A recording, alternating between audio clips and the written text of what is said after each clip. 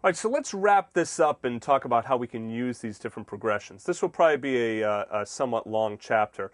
When I originally started doing this lesson, I had a student ask me, how do you just come up with some progressions and stuff, just so you can, mess around when someone says, go ahead and wing it, or just go ahead and play. How do you come up with some progressions, to play around with?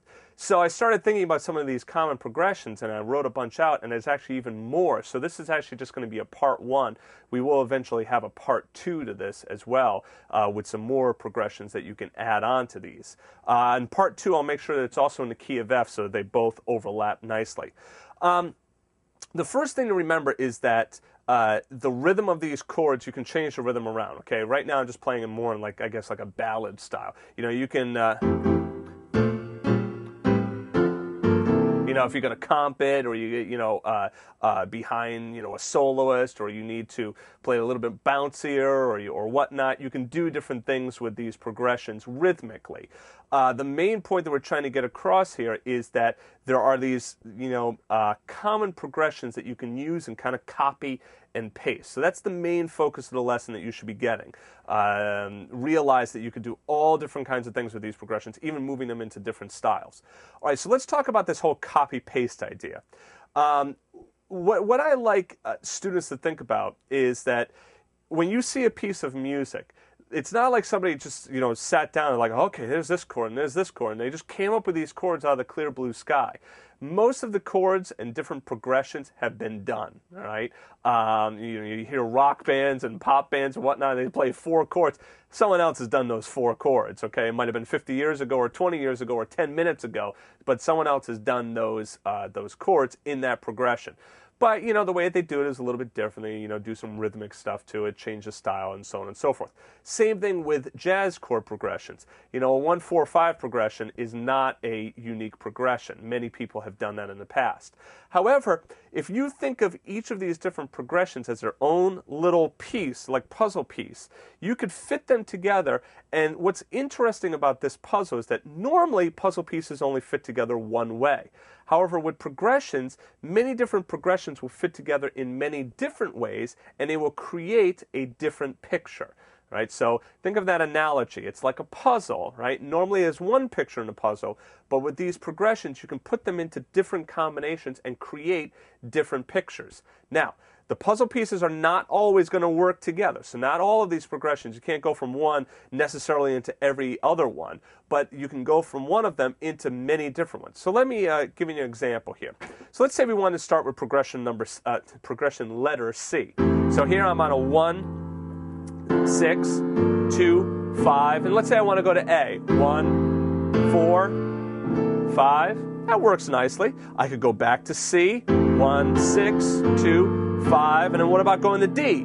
3, 6, 2, 5. That sounds great. Now what if I skipped the 1 chord and went right up to my 4 major, and then 4 minor 7, flat 7, 7, and then maybe I can even go back to 4 major again, and then go to that 4 minor 6 like I showed you before.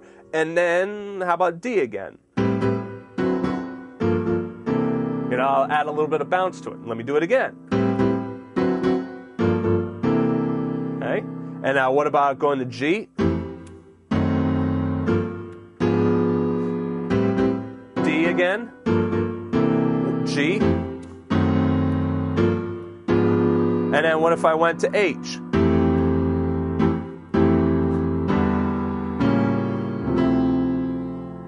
Okay. And I could do something like this where I just move the bass motion down and then go up to my 4 chord, 4 minor, and then maybe 1, go to that 6 chord again, all right? So here I'm doing letter I, go up to 4 major, and then maybe I even skip the 4 minor and this time just go to the flat 7, 7. And now what about doing those extended dominants?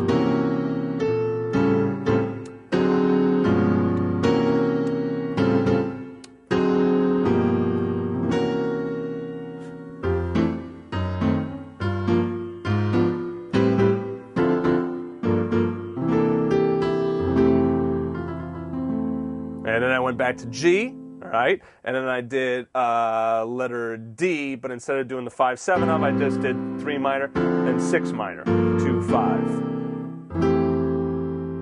Okay? So you could see that taking these different patterns and just moving them around, you can come up with easily a couple of minutes worth of music. Now, to add some melody to it, okay, let's say that you wanted to, kind of improvise and then also do some of these chords. Remember that since most of these chords stay within the F diatonic scale, then you could just use your F major scale. Even those chords that are non-diatonic, like let's say the 5/7 of 6, right? With that C sharp in there, you see that that C sharp is obviously outside of the F major scale. Well, guess what? You could still add that in. So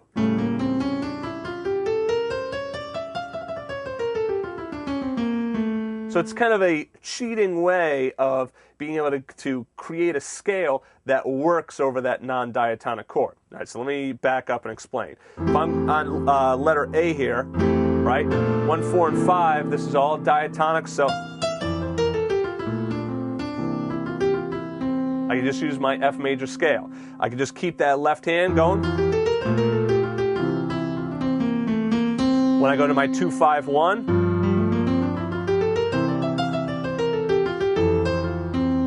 okay, on letter B. Now, notice what I did. See where I'm starting? I'm starting on the G. I'm not starting on F. And you see that when I hit that F chord, I'm hitting a chord tone. Now, what happens if I don't hit a chord tone? Sounds a little bit odd, doesn't it? Or that sounds better. So when you're ending your line, you probably want to try and end your line on a chord tone. It's going to make your line sound a lot more solidified. Now, if I go to my letter D here, where I have my 3 chord, still that F major scale, and I have 5/7 of 2. So what I did, I took my F major scale, starting on D, but instead of playing F, I played the F sharp because that's the note that's in that D7 chord. And if we want to take a look at what that scale is, it's very close to a D Mixolydian scale. Okay? It's really like a D Mixolydian scale with my flat 13 in there.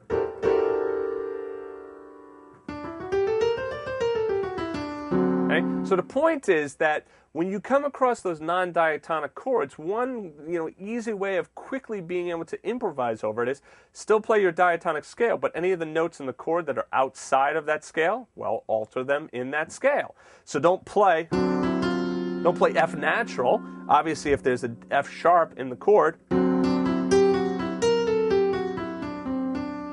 okay.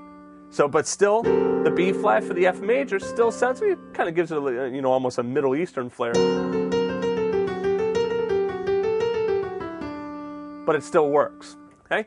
All right, so like I said earlier, what I would suggest that you do is take these progressions, right, print them out and just cut them out and then paste them together in different orders.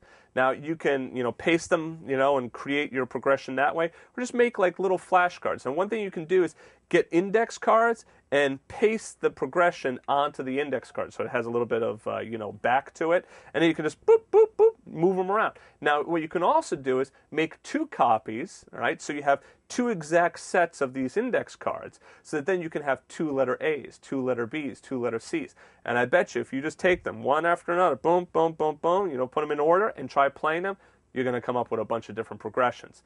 Now, obviously, where you want to end up going with this is you want to be able to create these progressions on the fly without needing, the help of the cards. But you'll get there if you keep working on it. So anyway, have fun with it. There's a lot of cool things that you can do with these progressions. And once you get them down, that's just a real big feather in your cap. I mean, you could literally then just sit down for hours and just...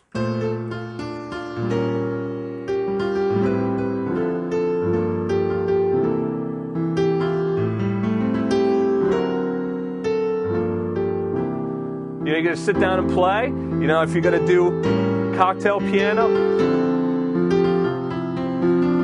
This is a nice way of being able to fill, like, especially if someone's talking to you and you're like, you can't be reading music for a song, you know, but you still want to keep on playing.